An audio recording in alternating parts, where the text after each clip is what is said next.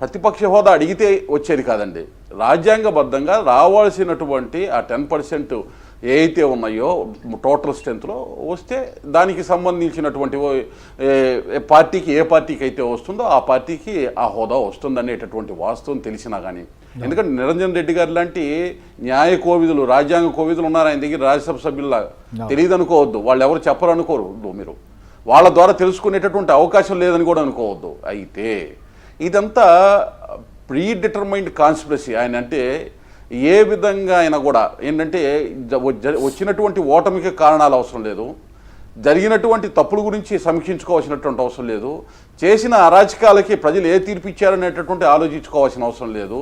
మొత్తాన్ని కూడా గాలికి వదిలేసి తను ఏ విధంగా అయితే ఒక మానసిక ప్రవృత్తి ఏది కూడా తను అనుకున్నటువంటి విధంగానే వ్యవహారాలు నడవాలి, చట్టం లేదు, రూలు లేదు, రెగ్యులేషన్ లేదు, గైడ్లైన్స్ లేదు, తను మనసులో ఏమనుకుంటే అదే రూలు అదే చట్టం అనేటటువంటి మానసిక ప్రవృత్తికి వచ్చిన తర్వాత ఈ విధంగానే చేస్తారు. ఇవాళ ఆయన ఏ విధంగా గవర్నర్ గారి దగ్గరికి వెళ్తే గవర్నర్ గారు కూడా సుప్రీంకోర్టు జడ్జిగా చేశారు.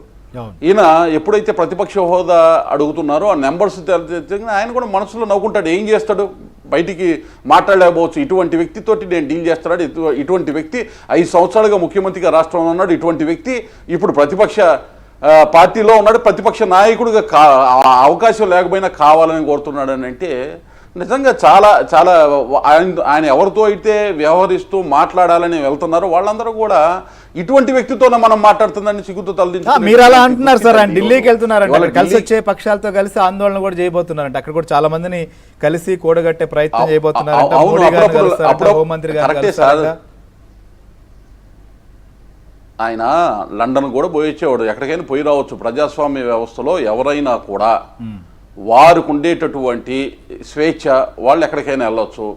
ఒకవేళ ఆయన అపాయింట్మెంట్ అడిగితే ఆయనకి సహేతుకంగా రావాల్సినటువంటి పరిస్థితి ఉంటే అక్కడ ఉండే ఆ పరిస్థితి ఉంటే లభించవచ్చు. కానీ అపాయింట్మెంట్ వచ్చినా రాకపోయినా ఈయన మానసిక స్థితి, ఈయన మానసిక ప్రవృత్తి, ఈయన వ్యవహార శైలి బహిర్గతం అయిన తర్వాత ఈయన అనుకునేటటువంటి విధమైనటువంటి కార్యాచరణలు ఏమీ జరగవు, వృధా ప్రయాస. అయితే ప్రజల్ని పక్కదోవ పట్టించడానికి చేసేటటువంటి చిరు ప్రయత్నాలు ఇవన్నీ కూడా ప్రజలు ఈ టక్కు టమార గజకర్ణ గోకర్ణ విద్యలన్నీ కూడా చూసి చూసి విసిగి వేసారిపోయి తీసుకున్నటువంటి నిర్ణయం. కాబట్టి ఆయన కనీసం 6 నెలలైనా కూడా ఈ ప్రభుత్వం ఇంత విధ్వంసం చేసి అసలు ఆర్థికంగా రాష్ట్రం ఏ పరిస్థితుల్లో ఉంది, ఎక్కడ స్టార్ట్ చేయాలి, ఎక్కడ ఏ విధంగా అడుగు వేయాలని కూడా అర్థం కానటువంటి పరిస్థితుల్లో కొత్త ప్రభుత్వాన్ని తయారు చేసి చేతికి అందించినటువంటి వ్యక్తి. ఆయనకి తెలుసు మొత్తం కూడా ఏ విధంగా రాష్ట్రం యొక్క భవిష్యత్తు ఏ విధంగా ఉండబోతుంది, ఏ విధంగా కష్టాలు ఇబ్బందులు ఎదురుగాబోతున్నాయి ఆయన చేసినటువంటి నిర్వాహకం వల్ల అనేది.